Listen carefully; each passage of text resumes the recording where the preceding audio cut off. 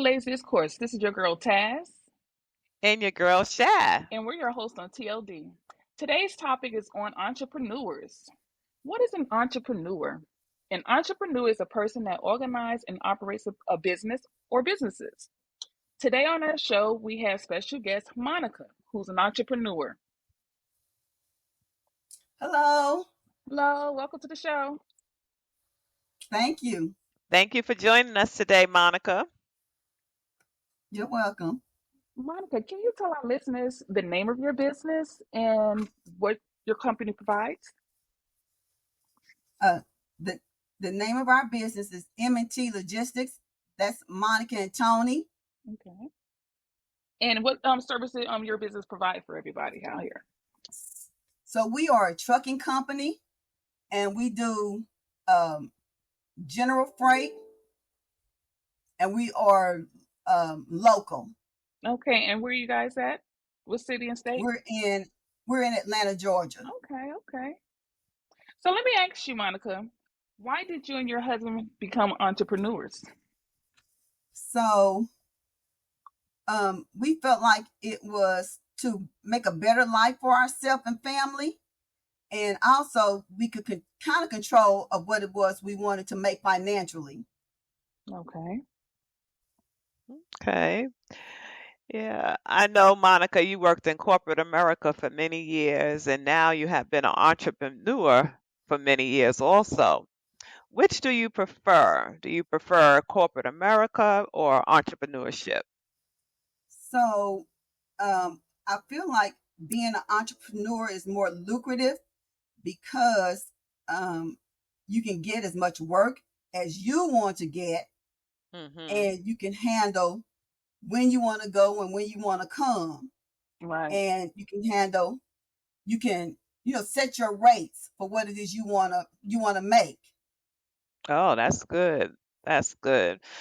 So, yeah, with corporate America, we know that you work your 40 hours traditionally and you'll get that same amount. Same But you're amount. saying you have the flexibility. If you say, I want to earn more money, you could, like your husband was saying, maybe get more contracts Mm-hmm. and that equals more money.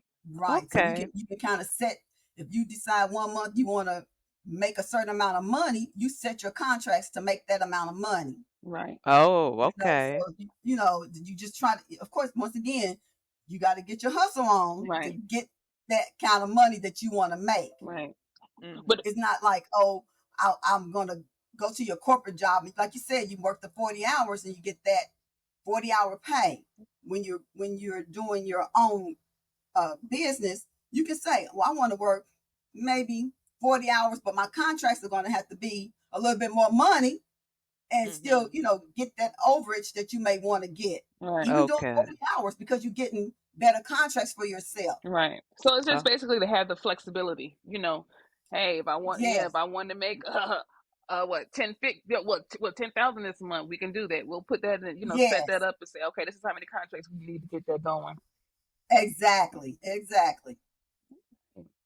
So let me ask you, as a business owner, is there a pressure that you feel, far as in financially, versus when you was working with someone else?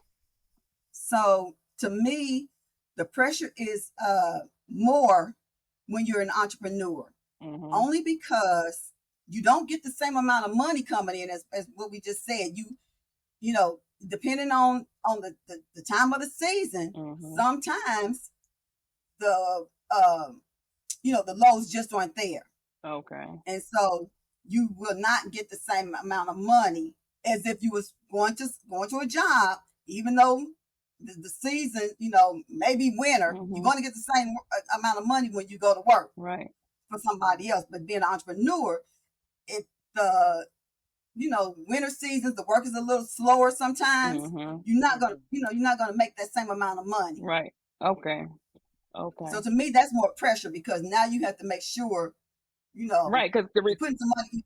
With anything, you always should put money aside, but you're gonna make sure you want to put more money aside. right, it's like the responsibility is even heavier because it's like I knew I was going somewhere and it was guaranteed. well, you can't really say that, but most people know that it's a guaranteed thing versus, like you say, when you're doing something on your own, it's like you said, depending on the different conditions and stuff like that, or like you said, whether you got the certain contracts or you lost contracts. So yeah, that makes a big difference. That makes a big difference because now, once again, this is you. You have to make your own money. So you Hmm. want to, if the work isn't there, that kind of puts a lot of pressure on you. Right. So let me ask you, so are you picking up from like grocery stores, or is this like moving dirt? So with being with general freight, you can just about move anything Okay. except for of course not hazardous chemicals and stuff like that. You can't move that. Okay. That's another. You have to have another type of license to move that. Okay. But especially grocery stores. We used to have the contract ended, but we had a contract with Kroger, and that was a steady contract, and so we were moving groceries then. Okay. So we moved just about Well, anything. that's good because that's kind of versatile. So, like you said, if the grocery stores or that market is kind of running slow, you can do something else. I think that's great, in a sense. So you don't have Hmm. to just focus on one particular job or company. No, no, no, Okay. no, no. Hmm. Okay. And I already asked you, what do you think is more lucrative? And you said that entrepreneurship you feel is more lucrative. But can you think of any, just to kind of balance it out, can you think of any benefits that corporate America may have over being an entrepreneur? Um, Benefits of being in corporate America. The only thing I would maybe think about would be like health insurance, maybe.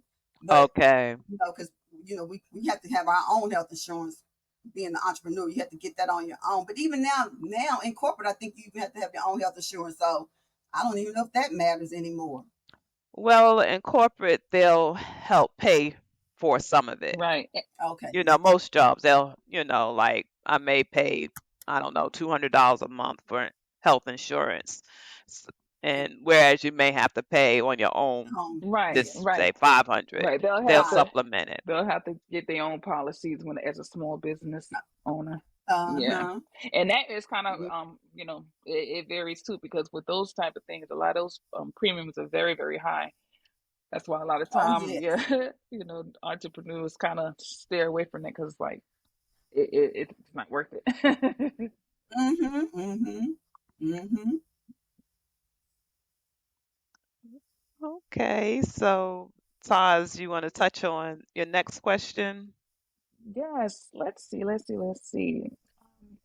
Do you guys have children, Monica? I didn't catch that. I meant to ask you that a little So, earlier. so we have grown children, Okay. three daughters. I have two. Tony has one, Okay. and they, of course, they're probably not interested in coming in the trucking business, but they are interested in doing their own thing. Okay. Yeah, that's where my question was going to go. I was wondering, if you had kids, are they interested, or are you guys showing them, how to handle the business? Okay. Yeah, that part is always hard. As much as you want them to kind of come in and learn the business and work for themselves, it's like they prefer to do something else. They prefer they prefer to do something else. Oh, okay. And no one Yeah. knows at all. It's like, nah, we'll leave it to mom and dad, huh? No. Wow. Okay. Yeah. Yep. So, like you were saying, you're in the trucking business. Can you give our audience some tips for individuals who may be thinking about starting a trucking business or just general tips for starting a business? So what Tony and I have learned just over the years is that if you want to start a business, it's always best to have your own money saved. Hmm. Save up you some money to start the business. Right. Um, because what, for instance, once let's say you purchase a truck, that truck is going to have all kind of, most of the time, have maintenance issues. You're going to have fuel for the trucks. You're going to have to keep the truck maintained well, tires, oil. So you want to have money put aside for that type of stuff. When the truck Mhm. breaks down, you want to be able to get the truck fixed. The truck does you no good just sitting. Right. You know what I'm Right. saying? Right. So You want to have money set aside for stuff for maintenance. And then if you're getting started, you want to try to find reliable drivers. Believe it or not, as much as they say people want to work, drivers are hard to find. Right. So, Wow. How do and you find also said that. how do you find reliable drivers? So just to be by word of mouth, somebody Mm-hmm. goes out there and tells you, oh, this such and such is looking for a job. But now, a lot of times you can go on Craigslist. Okay. I don't know if they still have I don't think they have a website launched to find drivers either, though. So, but most of the time people are going to Craigslist to find drivers. So, and then something else that me and Tony learned over the years, that even though you may be working for yourself, you still have to answer to somebody. Right. So what I mean by that is, yes, you have to have, when you have your business, you have contracts with brokers. Mm-hmm. And so you just can't go out there and talk crazy to a broker because, you run your business. Right. You still have to be respectable. You have to have a positive attitude. Right. And, you have to be a little more mindful a that, little more diligent. That's your bread and yeah, butter. you have to be, because what will happen is that, you can get a broker that now you just said something crazy to, and they'll put you on this do not work with list. And now what good does that do you with your company? And they got this list floating around that they don't want to hire you. Right. Right. So you just kind of have to think about, be positive, have a positive attitude, even though you're working for yourself. Right. Because, And I think that is a misconception that people have, that once you work for your own, when you're working on your own, you don't have to answer to anybody. You could just get up, and if you don't want to work a particular day, you don't have to work that day. But sometimes you have to get the bills out, pay your drivers. So there Exactly. still are responsibilities that have to be done, and that is a misconception. And like you said, that you do have to be kind to your brokers and the different people you're working with. right. Exactly. Absolutely. Right. So let me ask you, Monica, how do you market your business? And what are some of the things that you guys have used over the years that have been successful? So so actually, because we're a small business, right? We don't actually market our business through website or anything. We actually network from like going to a job, Right. and doing a well job, and then they'll call us. Do you have any trucks? Do you have any trucks? And so from there we build a rapport with that broker. And you keep doing a good job, they will call Right. you, and use you. You getting the load to them on time. You there when you're supposed to be there. Yeah, so we don't necessarily use, like I said, use a website to get our businesses. We go by going out there, doing a job, and people saying, okay, yeah, they did such a good job, we're going to call them again. Basically, the word of mouth has been working for you guys. Word of mouth. And that's a lot of people get a lot of business that way. Okay. Yes. Okay. And so, Yeah. And kind of networking with other truckers, right? Yeah, networking with other truckers, meeting other truckers who have gotten a contract and say, well, oh, they need some more trucks, right. Then we'll call them and we'll get on with them. So yeah, we're networking like with other truckers. I know I have a friend that she's in the trucking business as well.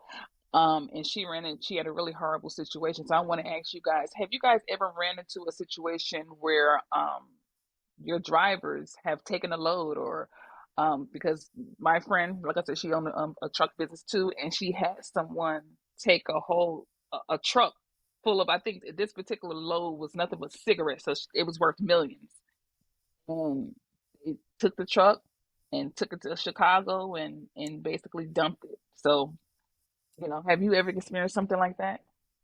Oh yes. So these drivers will get some kind of attitude, sometimes get mad, and will be in your truck in another state and leave it.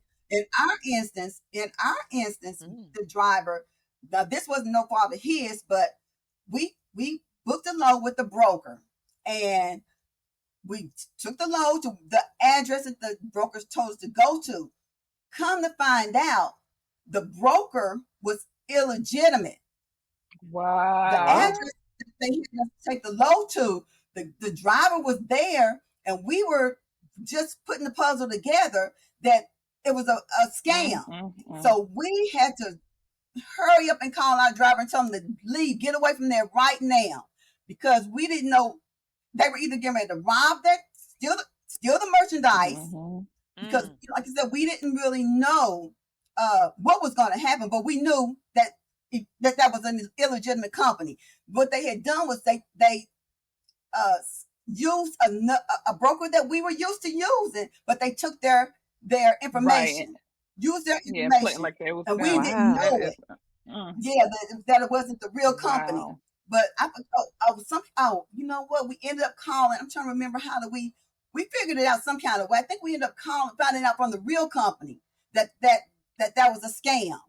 But thank God we was able to get the driver and told him to get away from up Mm, there. mm, mm. Mm, mm, Yeah, mm. see stuff like that. So yeah, Yeah, I know when she told me that. it happens and it's Oh yeah, she crazy. she said she was sick when that happened. She was like, "Girl, I really thought I was gonna have a stroke." She said, "I mean, because I had started feeling so bad, and I guess just the stress knowing that you had all this this cargo, and someone took it, and like I said, I mean, of course you guys have insurances and stuff like that, but Yeah, just you still don't want that right, to and happen. that's kind of where she was with it. She was like, "Yeah, we got insurance, but just to have something like that happen, you know."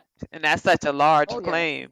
oh yes. It Yeah. wasn't like it was eggs. Well, eggs would be a large claim now And I too. was gonna say, you guys think about a 18-wheeler truck and all the eggs is Right, on that truck. right, So no, And eggs you cost $8 a carton yeah, now. you don't want anything to happen. But yes, I mean, like I said, even some of these crazy drivers have actually gotten mad with the you, and just walked away from the truck. Left the truck wherever they right, were. right, right.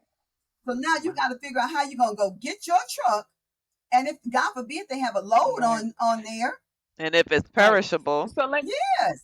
If they're in a so reefer, let me ask you, yes. can you press charges in a situation like that? How do you guys handle stuff like that? So you do have, we have a driver's agreement that we make them Mm-hmm. sign, and a lot of that is in Okay. there. If you do this, and this, they've Right, signed saying that they right, understand that we can press charges right. against you. Yeah, that has to Yeah. have, because I think that'll have them tighten up a little bit better. Yeah, so that's good that you have that in Yes. place. Taz, Yes. in your friend's case, did the driver just basically steal the That's exactly what. merchandise and take it Right, that's somewhere exactly. to be sold? That was his. I guess once he knew what the Oh, load was, it was like, oh no, we're not going to take this where it needs to go. We're taking it to Chicago, and that's where they found their truck. Yeah, wow. Ooh, yeah. that's terrible. And that That was was her her driver, driver. and see, and she's the type of person, they look out for their drivers. They're gonna pay them very, very well.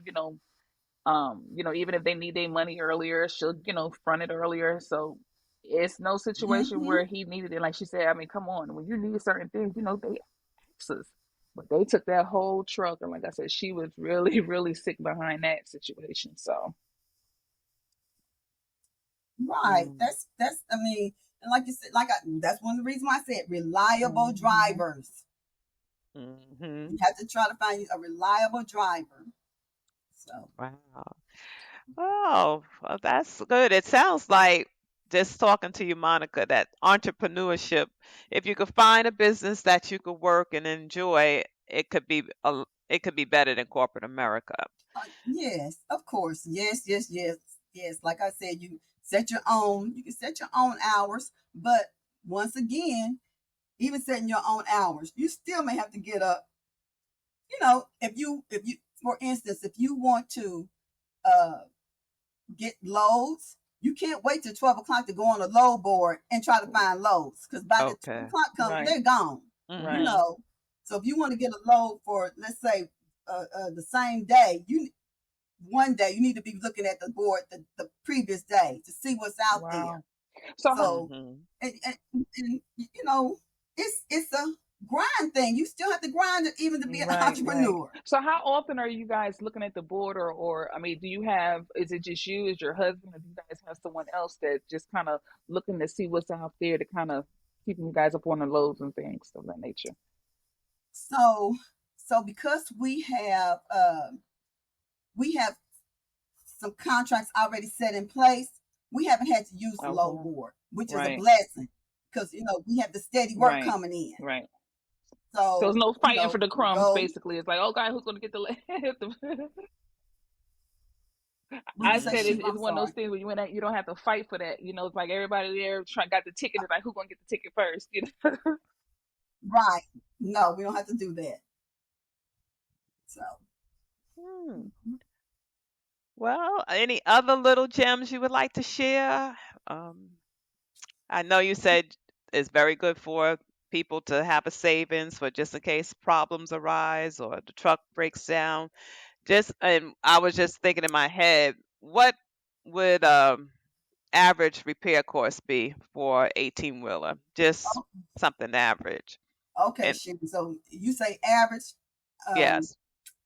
I'm going to say, uh, on average, let's say that the truck needs tires, Mhm.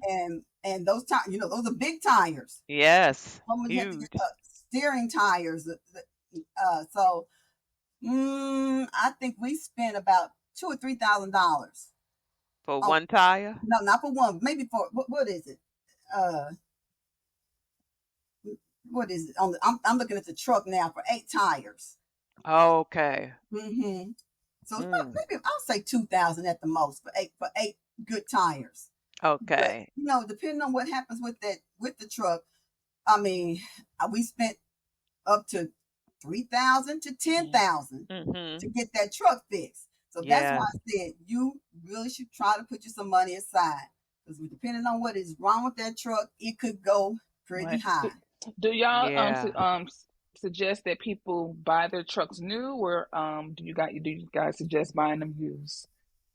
Let, let me tell you, uh, Taz, you don't want to buy no new Okay. truck because to buy a new truck and listen to what I'm saying, to buy a new truck, a brand new truck will cost you over $300,000. Ooh, okay. Right, right. That's Mm. a brand new 2023 truck. Wow. So we don't buy new Okay. trucks. Okay. And so how much do the used trucks run then? That's So depending on where you go, you could get a truck for maybe fifty oh, okay. thousand. That's a Oh, A big that's used it truck, a big is. difference.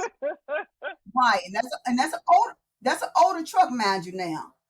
But for us, these trucks go through all kind of stuff. You get a new truck, you go out there, and somebody gonna hit it, scratch it when they go to the truck stop to Right. park. The spaces are so small, Hmm. so you tearing up your Right. new Yeah, so truck. it's not worth it. So it's not worth it. Wow. Yeah. So you can find you a nice old Hmm. truck. So how often how long have you been in business, one? And then two, how often do you have to replace them where it's just, some of them it's not going anymore? So I'm gonna tell you, we have had one of our trucks for, oh gosh, it's been over 10 years for sure. But so for me, I just got into the business when I retired. Now Tony has been in the business for, gosh, Sharon, how long did he say since he was? He's been an entrepreneur probably at least 30 Okay. years. Okay. Yeah, yeah. But for me, just being into the trucking business is just when I retired in Okay. 2007. So, Right. So you've been in it a while, about 16 years. hmm hmm and so you know, you see its ups Right. and downs. Yes, I remember hearing the stories when you first started doing it, Mm-hmm. different things happening, the trucks breaking down, stuff Trucks like breaking that. down. So did you Yeah. have to learn any new skills, or were you just taught through your husband? So not really. Um, uh, and I say that because when I was in corporate, I managed doing uh what I want to say, paperwork, I guess. So I do a lot of the paperwork for our business. I do all the paperwork Okay. for our business. So I didn't, the only skill I had to learn was like about how to bill for our Right. loads, how to uh, get in contact with the brokers and stuff like that. Right. Nothing Okay. hard. Probably how to do the payroll. Yeah, how to do the Right. payroll. Yeah, stuff. Hmm. Yeah, so it wasn't anything hard because, like I said, I was already doing um, uh, work like that when I was working in corporate. Okay. Well, that's very interesting, and it sounds like it could be, well, it is a very lucrative business. And, I think nowadays, with the way the economy is, a lot of people are leaning more towards entrepreneurship. It's not like 30 years ago, most people just wanted to get a job, work there for 30 years and retire. But now people are looking more towards doing their own thing to have more security, or like you were saying, have the lucrativeness of having your own business. Mm-hmm. So I do want to thank you, Monica, for joining us. Taz, do you want to add anything or any Well, I was just gonna see if Monica might other have had questions? any resources for people who were either in that field or is looking to get into that field. I was gonna drop one where I think it's very very helpful too, which is www.score.org. And Score, is provides a lot of resources. You got loans and certificates and how to get contracts and the list go on and on. And they have a lot of like free webinars and things like that where you can get certified. You can understand just different things that relate to business. So I think that's a good one. For people out there that really don't know, but Um, it's www.score.org. And Okay. I don't have any ties because, like I said, it's been years since we've gone to get on anything like that. I don't even remember the names of the ones we started out with hmm now. Um, I know. Oh, I can't even remember. Maybe Trucker's Edge was one, but that's like it'll tell you how to get keep your score from your safety score and tell you how to do okay. FMCSA, the Federal Motor Carrier Safety Administration, to tell you how to stay in compliance with them. Um, but that's the only one that's Well, coming no, to my that's a big one head. though. You got to stay in compliance. So, Yeah, to Yeah. tell you how to yeah. stay in compliance. So, All right. Well, I guess that concludes our show for today. Unless you got something else, Shaw. Yeah. No, that's it. Again, I want to thank Monica for Yes, joining us thank you. today. It was very informational and hopefully could help some people that's trying to decide, should I stay in corporate America? Should I branch out on my own? So, for us listeners, thank you for listening. And please don't forget to like, share, and subscribe. Until next time, thank Thank you. you.